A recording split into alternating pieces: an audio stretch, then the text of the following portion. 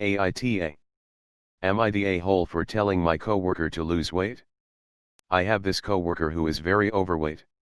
They are constantly taking breaks during the workday, because they are tired from the hard work it takes to keep our store stocked with product. She obviously doesn't take care of herself, and eats garbage. Every day around 9 a.m. I can hear her crack open a nice cold soda to wash down her donuts. Now, don't get me wrong, I enjoy a nice donut and soda as much as the next person, but only every once in a while.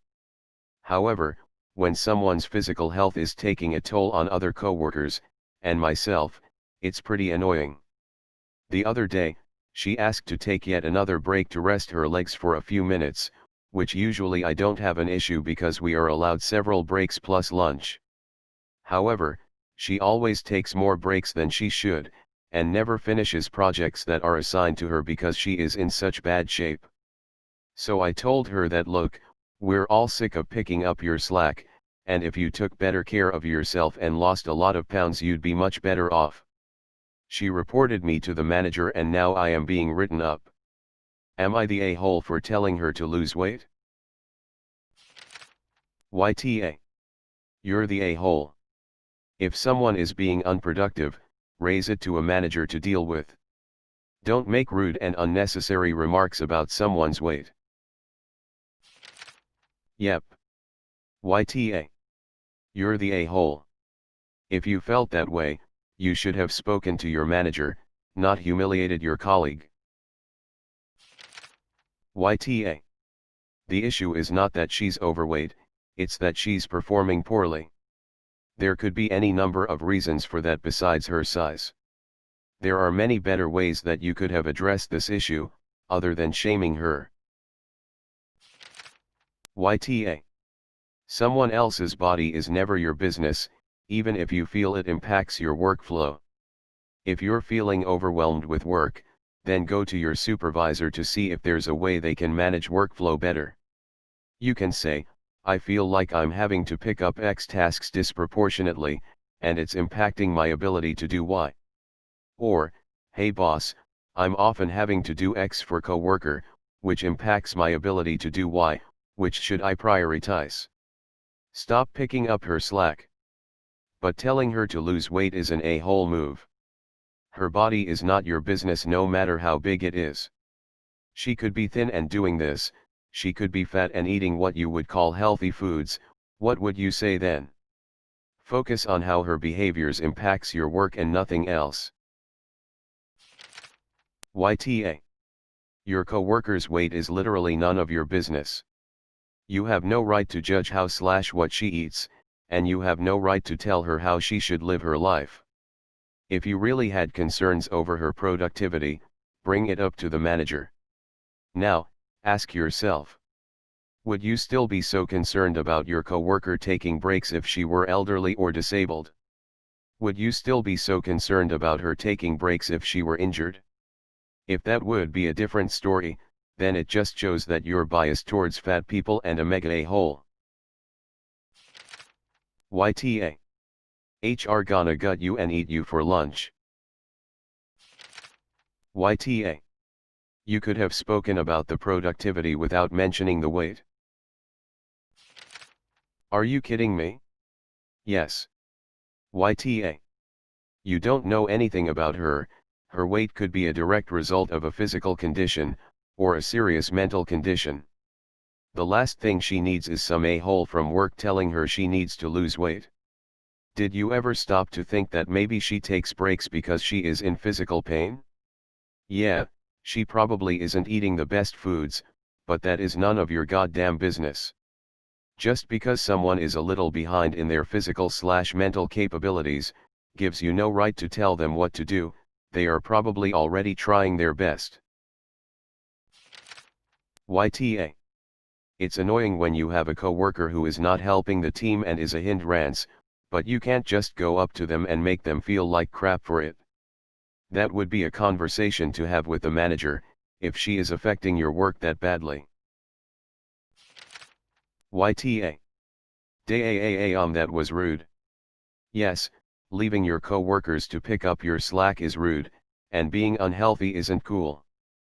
But, it was absolutely not your place to say anything to her, especially about her body. Totally inappropriate in the workplace. You could have talked to the manager about too many breaks and picking up her slack, and her manager could have addressed these issues. But absolutely not have brought up her weight and body. YTA. Productivity is the issue, not her weight. You shouldn't have brought it up. It also seems like you aren't their manager or team leader. So you should have instead had a private conversation with the manager, about the fact she isn't pulling her fair share of the work. And instead you and others have to pick up the slack. They could have then had a meeting with her about the productivity levels, etc. You're not an ass for being fed up that you have to pick up the slack. But the way you went about it sucks. Holy hell, YTA. Not only was the weight probably not the issue, but you just said that it's hard work doing your job. Maybe you don't need breaks as frequently, but you sure as heck don't get to dictate how tired others get from the labor it costs to do your job. If anything, it's the manager's job to tell her she's slacking. Not yours. YTA. Do you bag on the folk who take multiple smoke breaks? I understand her taking breaks causes the rest of the team to pick up slack, but you aren't her manager and it wasn't your place to put her down. Do you bag on the folk who take multiple smoke breaks? Frock, yeah, I do.